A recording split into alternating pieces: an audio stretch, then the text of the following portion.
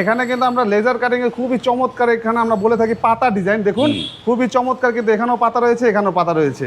এবং এই বলটা যত বড় তত বড় কিন্তু আমরা দুটি এসএস এর বড় হ্যান্ডেল ব্যবহার করেছি।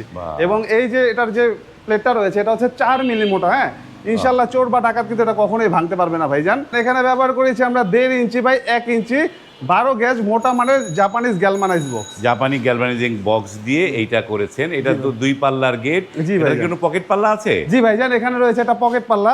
তো যেহেতু এটা গেটটা আমি ফিটিংস করিনি, তো আশা করি আপনারা বুঝে যাবেন, কিন্তু আলহামদুলিল্লাহ এত চমৎকার ভাবে আমরা গেটটা তৈরি করেছি, দেখে কিন্তু বোঝার উপায় নেই কোথায় রয়েছে পকেট পাল্লাটা ভাইজান।